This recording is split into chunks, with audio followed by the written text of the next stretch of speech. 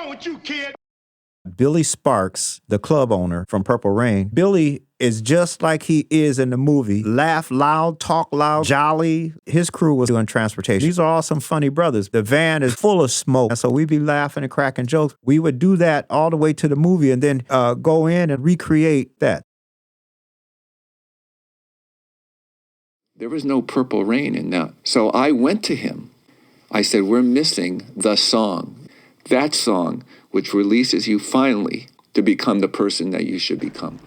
And he said, okay, I got another song to write.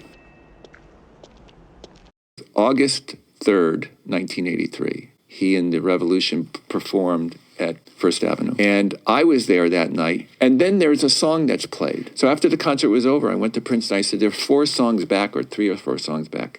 It kind of reminds me of a Bob Dylan ballad. He goes, oh, you're talking about Purple Rain. And I go, yeah, that's the song. And he said, okay. And then there was a pause and he said, can we call the movie Purple Rain? And I said, yep.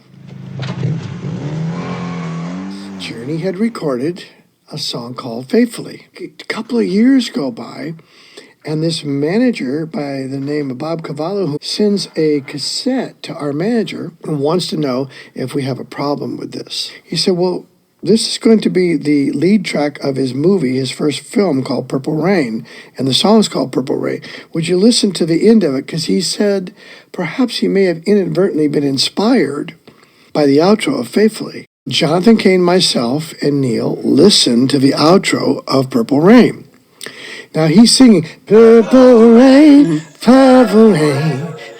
He's doing the same pocket, okay? Purple Rain. And it goes, Purple Rain. Okay, so if you listen to the outro, it's the same chords, the same tempo as the outro of Faithfully. The only difference is I'm screaming Faithfully and he's singing Purple Rain.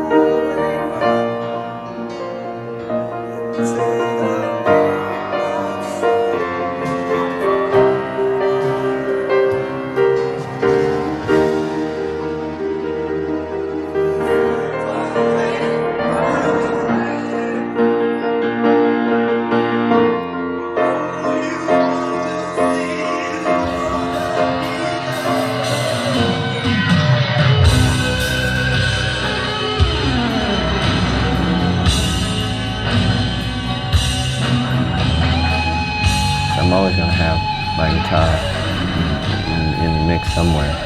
John and I and Neil looked at each other and went, so what? It's incredible. He's singing his own thing on top of those changes. They're just the same changes. Purple Rain was taking chunks of our lives and then inserting them into a film. In the north side of Minneapolis was Flight Time, which was Jimmy Jam, Terry Lewis, Alexander O'Neill. All these characters were alive and roaming the streets of Minneapolis. He'd already been threatened about bringing girls in his dad's house. So, he and I had these girlfriends who were close friends. Back in the day, you kind of say you're sleeping over somebody's house, but you somewhere else doing something else, So we were hanging out doing the sleepovers with these girls and stuff. And so one day he sneaks the girl up to his room, pulls the mattress off the bed and throws it on the floor so ain't no noise and squeaking going on. And John found out about it. I was there with him when it happened. He came back, we came in, said hello to John and everything, and he didn't say nothing. He just looked at Prince and said, put your key on the table. And that was it. He didn't really say anything. He knew that meant he was out. Okay, so, Prince got kicked out. The next thing I knew, he was taking up residence at Andre's house in the basement. That's really like Prince's personality, the same thing. In some respects. He was a very strict disciplinarian, but all fathers were. And he said it, he meant it, there was no questioning it, and that was it, man. I think it probably helped me to look inside to know that I had to do for self. He was a man of few words. He would say something, and he meant it, and that's just how John was. I have a way of being very stern, but I always find the irony in it, and I always make it funny. I make it funny for myself and the person. So he said, I'm going to take your songs from the movie and put them on your own record, and I will have the soundtrack out. Because everything was so strategic with this dude, he just always thinking. I knew that it was somehow cutting me out of something. You know?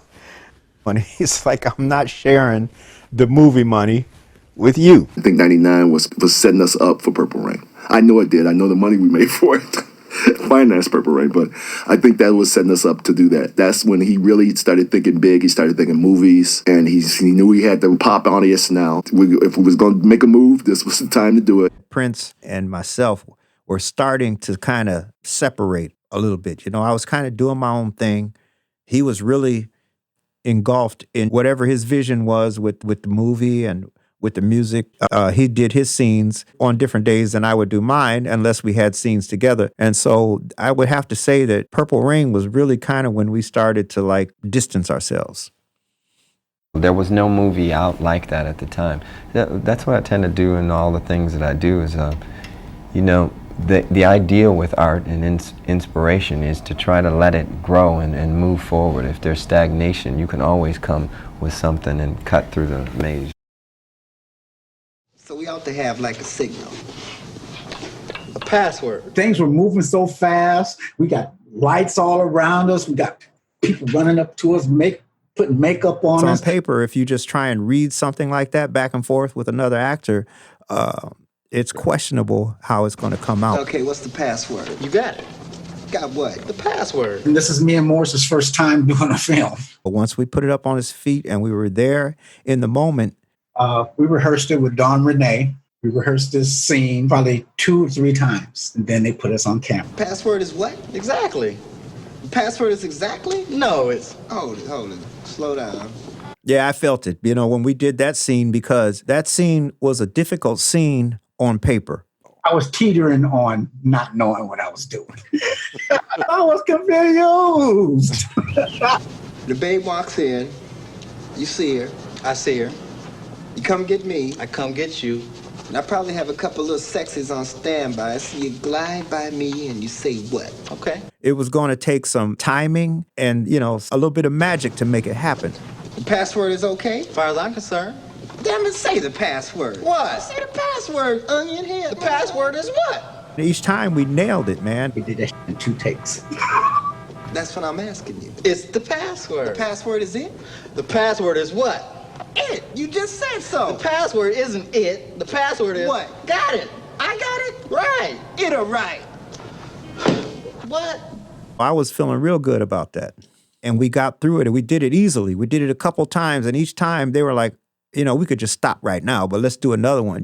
Jerome Benton, I'm real proud of him.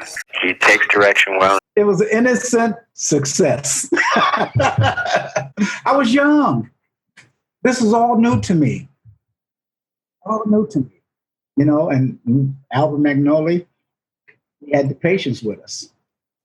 No one knows what the outcome is going to be once it gets into the once it goes out the door and into a theater.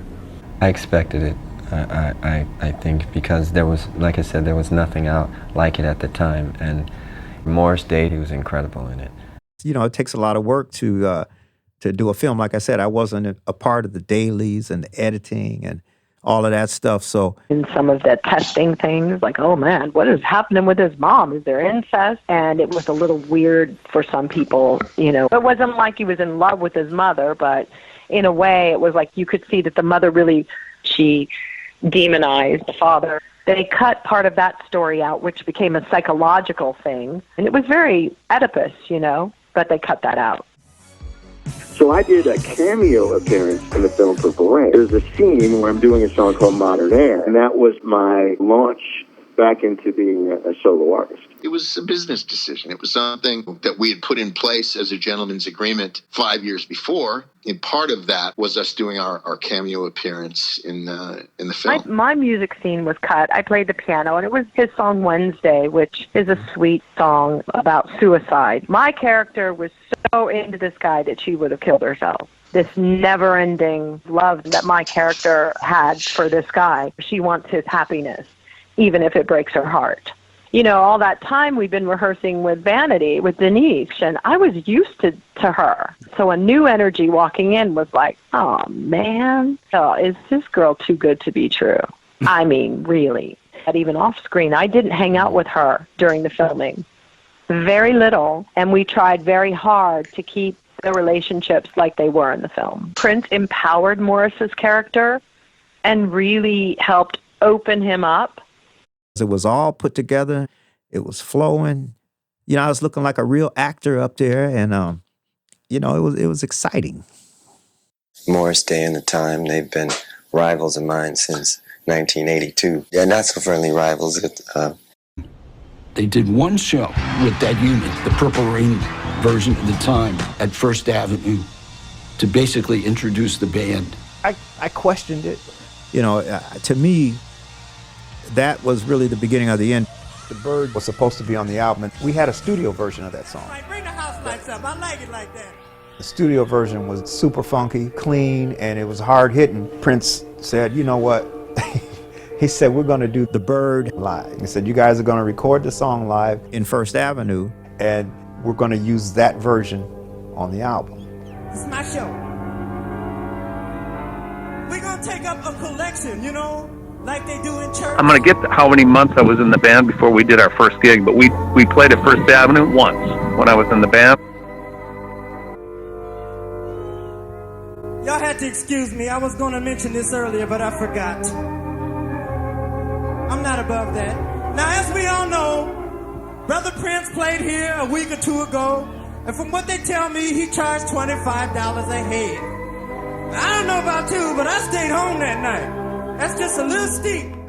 Girl, just give it till it hurts, you know what I'm saying? And that was recorded in the truck in the back of First Avenue for Purple Rain.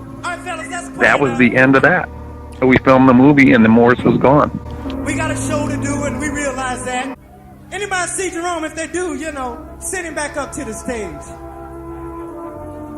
I know you did like I would do if I was in your position. Prince, are you out there? Did you give? You took? Did you give? You took? Did you give all that? Yeah, I remember him because he was, you know, talking stuff at the end of that thing. I think he kind of liked that rivalry aspect of it. I mean, God, they had it for forever growing up. Why wouldn't they keep that going?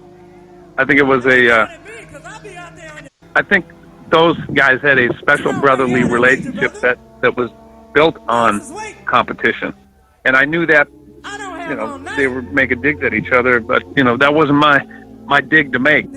So we tried to make that work, but Morris was definitely not into it. Morris, like, disappeared. Couldn't find me for a long time because he didn't want to be a part of it anymore. So when I knew he was out, then I left. At the end of that show, Morris stormed off the stage. Everybody else went to the dressing room to open up a bottle of beer, whatever. Hey, good show. Morris didn't take his coat off, didn't stop and say a word to the band. He walked down the steps. And I went out the back door. Through that room, into his car. My Porsche. And left. And that was it. That was it. After we shot the scenes, and that was the last time anybody saw me until I resurfaced in California. I don't think in terms of fighting. I'm not. I don't think that you win anything by fighting. I'm the type of person that likes to look at things for exactly the way they are. The star of Purple Rain. Oh my God! Please welcome His Royal Badness, Prince.